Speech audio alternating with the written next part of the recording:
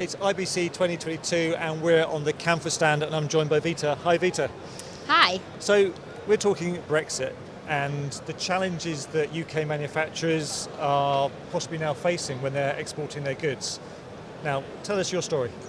So now since we're not part of EU, so anything that we ship to Europe has to go through customs clearance and customers has to pay for duties and taxes. So it's not only extra charges, but also extra documentation. And since we've been in EU for so long, a lot of people don't know how to do it. No, absolutely. So what we do at Canford, we remove all this hassle and we do it for you. Okay.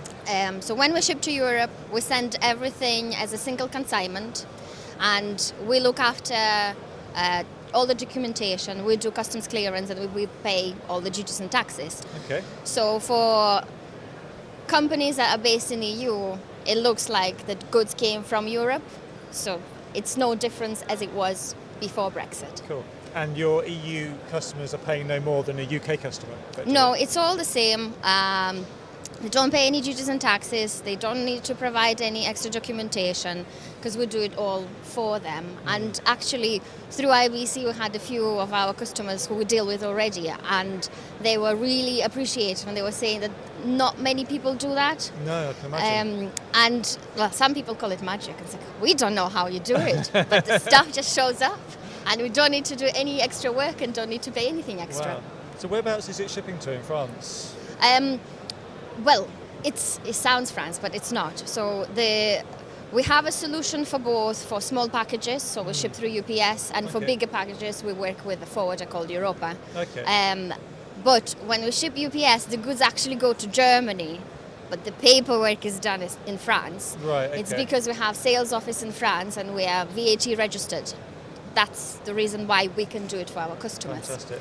And then from there, it just goes through all the Europe. It does add extra day in transit time. I was going to ask about the transit day, yeah. Yeah, but most people would rather have it a day later than go through all the bureaucracy of And the advantage Brexit. Canford has is you've got stock of everything as well. So often people are waiting for that to come into stock to then ship. So a day probably doesn't make a lot of difference these days. Yeah, in most cases it doesn't.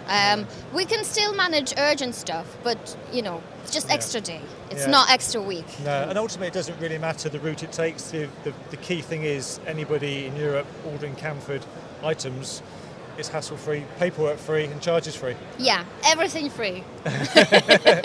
Vita, that's great. So if people want to find out more about this, what's the best route for them to contact you? The best way is to come to international sales in Canford.